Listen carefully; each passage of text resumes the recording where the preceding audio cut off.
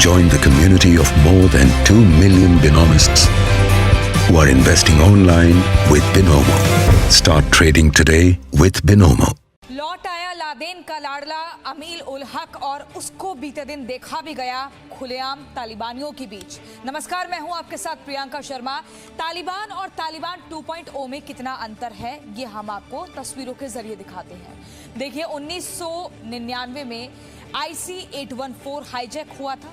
तब तालिबान के आतंकी सोवियत संघ की यूनिफॉर्म में नजर आए थे। कंधार एयरपोर्ट की ये तस्वीरें हैं। अब 22 साल बाद ये हथियारों से लैस तालिबानी US आर्मी की यूनिफॉर्म में नजर आ रहे हैं। हालांकि तालिबान की क्रूरता अब भी वैसी ही है। सिर्फ यूनिफॉर्म बदली है, सोच नहीं। सिर्फ समय बदला है, एजेंडा नहीं। तो दो तस्वीरें आप देख रहे हैं, एक 1999 की और एक 2021 की। तालिबान लगातार यही दावा कर रहा है कि वो बदल गया है और वो अपनी जमीन का इस्तेमाल दूसरे देशों पर हमले के लिए नहीं होने देगा। लेकिन सच ये नहीं है। सच ये है कि अफगानिस्तान से अमेरिकी सेना के वापस जाने और तालिबान राज के शुरू होने से पहले ही उसकी जमीन पर अब वो खूंखार आतंकी भी लौटने लगे हैं, जिन्हें मारने के लिए अमेरिका ने 20 साल तक अफगानिस्तान में अभियान चलाया था। हम बात कर रहे हैं ओसामा बिन लादेन के करीबी आतंकी अमील उल हक की, जो एक समय पर लादेन का राइट हैंड था और 40 साल बाद कल ही यानी कि बीते दिन नांगरहार प्रांत लौट आया।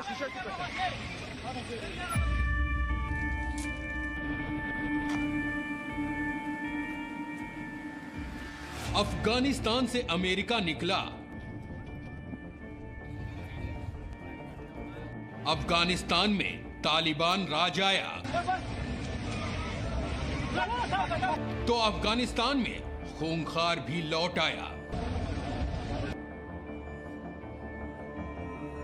लादेन का राइट हैंड रिटर्न।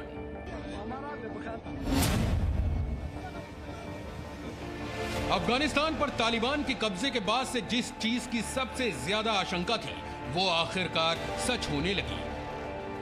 तालिबान राज में अफगानिस्तान आतंकियों के लिए पनाहगाह बनने लगा है।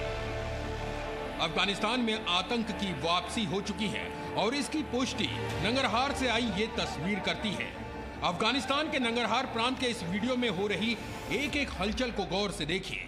चेक पॉइंट पर काफी भीड़ जमा है। हथियारों से लैस तालिबान के कई आतंकी नजर आ रहे हैं। इतने में सफेद रंग की एक लग्जरी कार चेक पॉइंट को पार करने लगती है। तालिबानी आतंकी उस कार को आगे निकलने का रास्ता देने लगते हैं। ये कार आगे जाकर एक काफिले से जुड़ जाती है। अगल बगल हथियार लिए हुए कुछ और आतंकी नजर आते हैं। फिर थोड़ी देर बाद ही कार का शीशा नीचे आता है और एक व्यक्ति अंदर नजर आता है। सफेद अफगानी पगड़ी, आंखों पर चश्मा और पास खड़े लोगों को हाथों से वो कुछ इशारे करता है। इसके बाद कुछ स्थानीय लोग उसके करीब पहुंचकर बातें करने लगते हैं और उनमें से एक कार में बैठे इस व्यक्ति के साथ सेल्फी लेने लगता है।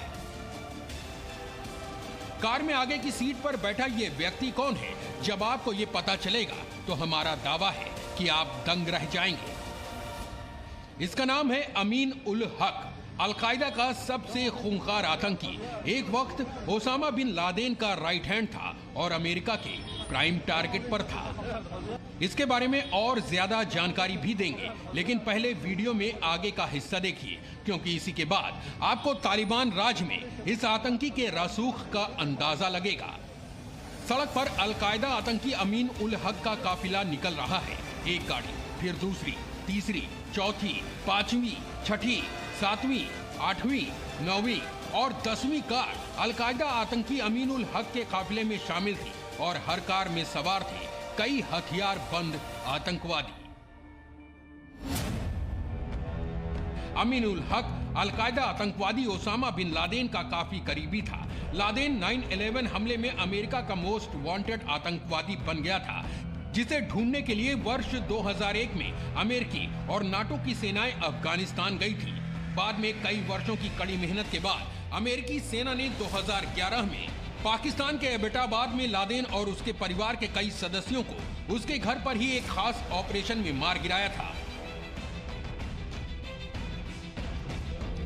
लेकिन इससे पहले अफगानिस्तान की तोरा बोरा की पहाड़ियों पर आतंकी ओसामा बिन लादेन के छिपे होने की आशंका जताई गई थी और तब यही अमीन उल हक तोरा बोरा की इन्हीं पहाड़ियों पर ओसामा बिन लादेन का सिक्योरिटी इंचार्ज था। इतना ही नहीं, वो 80 के दशक में लादेन के तब करीब आया था जब उसने मकदबा खिदमत में अब्दुल्ला आजम के साथ काम किया था।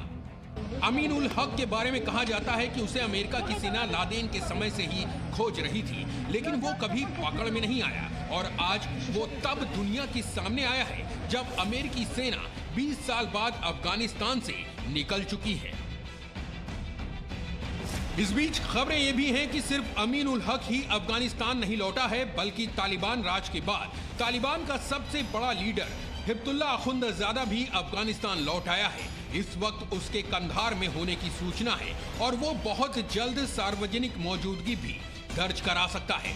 यानी इससे पता चलता है कि अफगानिस्तान में आगे चलकर क्या हालात बनने वाले हैं और खुद को बदलने का दिखावा करने वाला तालिबान कैसे सरकार बनाने के बाद अफगानिस्तान में आतंक का तांडव मचाने वाला है। अनस मलिक, जी मीडिया, काबुल, अफगानिस्तान। अब सवाल ये है कि आतंक का एपिसेंटर बनेगा क्या अफगानिस्तान? तालिबान तो कब्जा कर चुका है, लेकिन अलकायदा, आईएसआईएस खुरासान और हक्कानी नेटवर्क अफगानिस्तान की जमीन का इस्तेमाल करेंगे, क्योंकि इन आतंकी संगठनों के नाम भले ही अलग हों, लेकिन एजेंडा सबका एक ही है, इस्लाम के नाम पर आतंक फैलाना।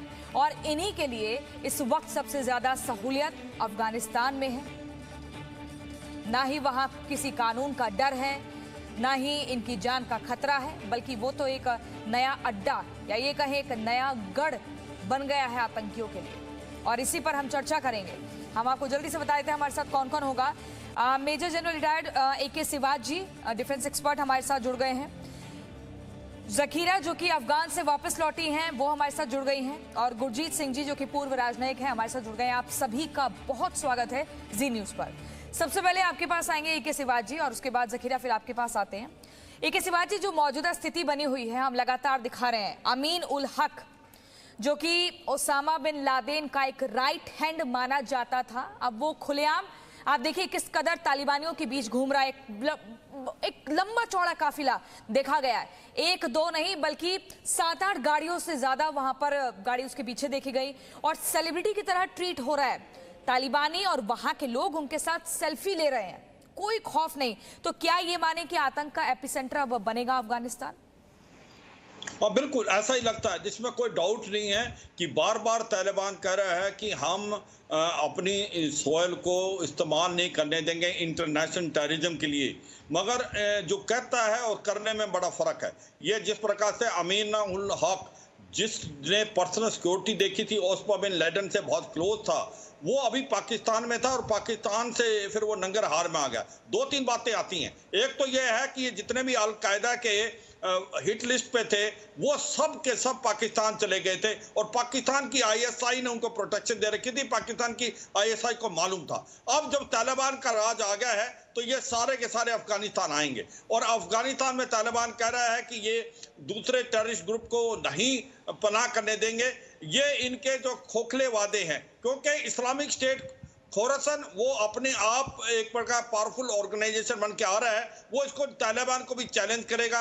इसके बाद अल कायदा के जितने भी आतंकवादी बाहर हैं वो भी वापस आ जाएंगे। लश्कर तौबा जैसे मोहम्मद के भी हेडक्वार्टर सुनने में आया, पाकिस्तान से अफगानिस्तान शिफ्ट हो सकते हैं। तो ऐसे में किस तरीके से तालिबान कह रहा है कि आने वाले समय में वो किसी को पनाह नहीं देंगे। मुझे लगता है कि एक सिविल वार की सिचुएशन हो सकती है अगर तालिबान कंट्रोल नहीं कर पाया, और वो एक इंस्टेबिलिटी लाएगा अफगानिस्तान में नहीं पूरे एरिया में। और सबसे ज्यादा इंस्टेबिलिटी आएगी पाकिस्तान में, जो सोच रहा है कि उसने बहुत बड़ी काम कर दिया है कि तालिबान को अफगानिस्तान में लाके, उसको ये नहीं मालूम कि तहरीक तालिबान पाकिस्तान अब बोल्ड होगा, उसने ज्यादा टेररिस्ट एक्शन करेगा पाकिस्तान में। उसके बाद वहां से 15 से 20 लाख जो रिफ्यूजी आएंगे वो पाकिस्तान उनको लुक आफ्टर नहीं कर सकता क्योंकि उसकी फाइनेंशियल कंडीशन खराब है।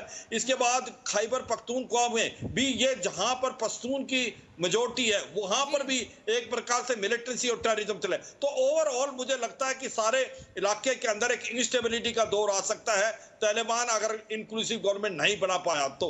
जी बिल्कुल, आपने बहुत ही महत्वपूर्ण बात कही है। गुरजीत सिंह जी आपके पास आते हुए, जो उसके बाद ज़खीरा फिर आपके पास आएंगे, लेकिन गुरजीत सिंह जी जो मौजूदा स्थिति है जिसमें पाकिस्तान बहुत ज्यादा खुश हो रहा है कि अब बस जैसे उसी की शक्ति चारों तरफ से बढ़ती जा रही है और साथ ही बाकी देशों में तजाकिस्तान हो गया, ईरान हो गया, उज्बेकिस्तान हो गया, यहाँ जा जाकर मान्यता के लिए दरवाजा भी खटखटा रहा है, भले ही वहां से कोई जवाब ना मिल रहा हो।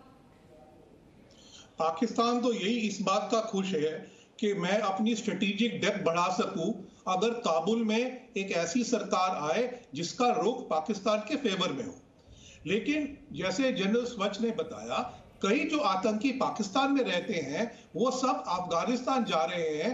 इसका मकसद ये है क्योंकि Pakistan financial action task force की ग्रे लिस्ट में है और ब्लैक लिस्ट में जा सकता है। तो वो चाहता है कि ये आतंकी सब अफगानिस्तान चले जाएं जहां पर अभी नियंत्रण किसी का नहीं है और पाकिस्तान वो ग्रे लिस्ट से निकलने की कोशिश करे क्योंकि वो बोलेगा जी अब तो ये आतंकी हमारे पास है नहीं। दूसरी बात रही जो कल संयुक्त राष्ट्र की सुरक्षा परिषद की मीटिंग हुई भारत के नेतृत्व में, उसमें साफ कहा गया है कि तालिबान को कमिटमेंट देनी है कि वो ना तो आतंक को सपोर्ट करेगा और ना आतंकी को शरण देगा। लेकिन ये जो आप तस्वीरें दिखा रही हैं ये बड़ा स्पष्ट है कि वो आतंक का एपिसेंटर फिर से बनने वाला है। लेकिन तस्वीरों में, बयानों के बीच में हमें असली चीज क्या होती है, एक्शन क्या होता है, उसका हमें वेट करना है। और सबसे पहले हमें वेट करना है कि ये अपने लोगों के साथ क्या व्यवहार करते हैं और ये एक इंक्लूसिव या एक्सक्लूसिव गवर्नमेंट बनाते हैं।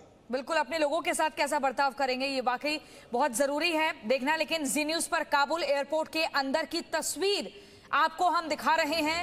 काबुल एयरपोर्ट की एक्सक्लूसिव तस्वीर जो आपको और कहीं नहीं मिली होगी, लेकिन हम जी न्यूज पर आपको दिखा रहे हैं क्योंकि ग्राउंड रिपोर्ट से लगातार एक एक पल की जानकारी अपने दर्शकों तक पहुंचा रहे हैं। हमारे संवाददाता अनस मलिक लगातार अफगानिस्तान की सरजमी पर मौजूद है और वहां से एक एक जानकारी अपने दर्शकों तक पहुंचा रहे हैं। तस्वीरें आप देखिए एयरपोर्ट के अंदर की। ये वही एयरपोर्ट है जहां पर अमेरिकी सैनिक तैनात थे और यहीं से इवैक्यूएशन का काम चल रहा था। इसी हामिद करजई एयरपोर्ट से लगातार अमेरिका या बाकी और देशों की तरफ विमान उड़ान भर रहा था। लेकिन अब यहाँ पर सन्नाटा पसरा हुआ है क्योंकि बीती रात अमेरिकी सैनिक यहाँ से हट गए हैं। 31 अगस्त यानी कि आज की तारीख डेडलाइन थी अमेरिकी सैनिकों के पास, लेकिन वो उससे पहले ही हट गए हैं और ये एक अमेरिका की शर्मनाक हार के तौर पर देखा जा रहा है। हमारे साथ विशेषज्ञ जुड़े हुए हैं। AK सिवाज जी, जो तस्वीरें हम दिखा रहे हैं इस काबुल एयरपोर्ट की, अब यहाँ पर बिल्कुल सन्नाटा पसरा हुआ है। इससे पहले यहाँ पर लगातार खबरें थी कि अमेरिकी सैनिकों की पूरी मुस्तैदी है और यहाँ पर जो आम यहाँ के नागरिक हैं वो भी पहुँच रहे थे, जितने और देशों से लोग हैं वो भी अपने अपने वतन वापसी के लिए यहाँ पहुँच रहे थे। लेकिन अब सन्नाटा है, अब पता ये चल रहा है कि अब तालिबानियों का कब्जा है। हाँ बिल्कुल, देखो अभी सन्नाटा इसलिए है कि जो तालिबान के पास तो कोई ना टेक्नीशियन है ना उसके पास काबिलियत है कि ये जो एयर ट्रैफिक कंट्रोल और टेक्नीशियन का काम कर सकेगा। जहां पर अगर आपने फ्लाइटें चलानी है तो या तो टर्की आएगा मदद करने या इनको और कोई करना पड़ेगा। एज ऑन टुडे काबुल का एयरपोर्ट नॉन फंक्शनल है, उसमें कोई कमर्शियल एक्टिविटी नहीं हो रही है और अमेरिका जाने से पहले वहां पर जितना भी इक्विपमेंट था और जितने वेपन और कुछ डॉक्यूमेंट्स और बाकी दस्ते थे उनको भी बर्बाद करके चला गया। तो ऐसे में मुझे लगता है कि इसको टाइम लगेगा। तालिबान को कंट्रोल तो कर लिया है उसने। अगर आप सोचो अपनी जो बदरी 303 लेकिन सर आपने भी जो एक टर्की का जिक्र किया था कि या तो वो मदद करेगा, आपको वाकई ऐसा लगता है कि मदद का हाथ भी कोई बढ़ाएगा? हाँ, टर्की तो ने बहुत पहले भी बोला, टर्की ने बोला है कि हम टेक्नीशियन और इसको एयरपोर्ट को चला सकते हैं, मगर हम अपनी सिक्योरिटी भी अपनी साथ लाएंगे। तो उसके अंदर कुछ मतभेद था टर्की का और तालिबान का। तालिबान चाहता है कि टेक्नीशियन और जो है आप टेक्निकल असिस्टेंस हमें दें, सिक्योरिटी तालिबान की होगी। शायद उसमें आपस में जो अभी इनका कोई ना कोई एक प्रकार से सोल्यूशन निकलेगा, क्योंकि तालिबान के पास ये कैपेबिलिटी नहीं है कि वो एयरपोर्ट को चला पाए, वो तो टेररिस्ट का काम जानते हैं। तो ऐसे में उनको चाहिए कोई मदद। मैं एक चीज बता रहा हूँ, सिक्योरिटी में इन्होंने अपनी बद्री यूनिट लगा ली है, उसके बारे में आप ज्यादा लोगों को नहीं मालूम है। वो जो है एक पैरा स्पेशल फोर्स कमांडो जैसे भारत ने है यूनिटें या किसी और देश में, ऐसी है वो तालिबान से काफी अलग है। वो जो है सलवार कमीज नहीं पहनती, वो कॉम्बैट ड्रेस पहनती है और एक प्रकार से उसको इन्होंने स्पेशली ट्रेन किया। तो एयरपोर्ट की सुरक्षा के लिए इन्होंने बद्री 313 यूनिट को लगाया है, मगर अंदर जो है जो एक्टिविटी होनी चाहिए, जो कि एक एयरपोर्ट को चलाने के लिए टेक्निकल नो हाउ चाहिए, वो मुझे लगता है इनके पास नहीं है। जब तक अगर कोई दूसरा देश नहीं मदद करेगा जैसे टर्की, ठीक है सर, आपसे और जानकारी हम जुटाएंगे। बहुत ही महत्वपूर्ण चीजें आप बता रहे हैं जो शायद ही पता होगी, लेकिन हम एक बार जखीरा जी की तरफ भी रुख कर लेते हैं। जखीरा, हम तस्वीरों में उसी एयरपोर्ट को दिखा रहे हैं जहां से शायद आप वापस यहाँ पर लौटी हैं, लेकिन हम जानना चाहेंगे कि जब आप अफगानिस्तान की धरती पर मौजूद थी, अफगानिस्तान में थी, उन तालिबानियों के बीच में थी, तो क्या कुछ आप महसूस कर रही थी? कितना चुनौतीपूर्ण था वापस लौटना? मैडम, जिस दिन मैं अफगानिस्तान से निकली थी उसी दिन उन्होंने अटैक किया हुआ था, तो बहुत वहशत थी। लोग भाग रहे थे, सारे दुकान वगैरह जो थे वो सारे बंद हो रहे थे, बहुत ज़्यादा वहशत फैली हुई थी शहर में। तो हमें ये पता नहीं था कि क्या हो रहा है, क्योंकि हम लोग घर से निकले थे एयरपोर्ट की तरफ। तो उसी दिन हमारी फ्लाइट थी, जिस दिन हम लोग आ रहे थे तो उसी दिन वो हो गया था, उन्होंने अटैक की थी, तालिबान ने अटैक की थी। तो हमें इतना वो मालूमात नहीं थी कि क्या हो रहा है, लोग क्यों भाग रहे हैं। जब मैं इंडिया पहुंच गई फ्लाइट के ज़रिए, जब मैं इंडिया पहुंची तो मैंने घर के साथ कांटेक्ट रखा, तो उन्होंने मुझे कहा कि तालिबान ने अटैक किए आज और हम सब फंस गए हैं और हम सब घर में हैं। तकरीबन मेरा 15 दिन हो गया है कि मैं इंडिया में हूँ। जब भी मैं घर कॉल करती हूँ तो सब लोग बोलते हैं कि हम लोग घर में हैं और हम लोग बहुत लोग वहशत ज़्यादा हो गए हैं। ज़्यादातर वहाँ की लड़कियाँ, वहाँ की औरतें बहुत ज़्यादा वहशत में, बहुत ज़्यादा ख़तरे में हैं। तो जाहिर सी बात है हम सब के लिए बहुत मुश्किल हो रहा है। उन लोगों को इस हालत में देखकर मैं शायद फिज़िकली मेरे यहाँ पर आराम हूँ फिज़िकली, लेकिन माइंडली मैं यहाँ पर आराम नहीं हूँ, क्योंकि मुझे बार बार मेरी बहनों की याद आती है, मेरे पापा की याद आती है, उन लोगों का आज की वीडियो देखकर तो कुछ भी बोला नहीं जा सकता। ज़कीरा जी, वो सब वही हैं आपके पिताजी और जिनका आप जिक्र कर रही हैं? हाँ, मेरी सारी फैमिली वहाँ पर है। मेरी मम्मा जो थे वो बीमार थे, हम उन्हें लेकर आए हैं यहाँ पर। तो हमारे पास मेडिकल वीज़ा था और मेरे और फैमिली मेंबर्स जो है वो सारे अफगानिस्तान में रह गए। ठीक है ज़कीरा जी, बहुत शुक्रिया, आपने ज़ी न्यूज़ पर अपना कीमती समय दिया और बताया अपना तजुर्बा और क्या कुछ आप महसूस कर रहे हैं ये भी। लेकिन बस अभी सिर्फ दुआ ही लोग कर सकते हैं, क्योंकि जो इवैक्यूएशन का काम है वो लगभग पूरा ही हो चुका है। और आप सभी मेहमानों का हमारे साथ जुड़ने के लिए बहुत शुक्रिया। Presenting B News app, available on Google Play and App Store. Download it now.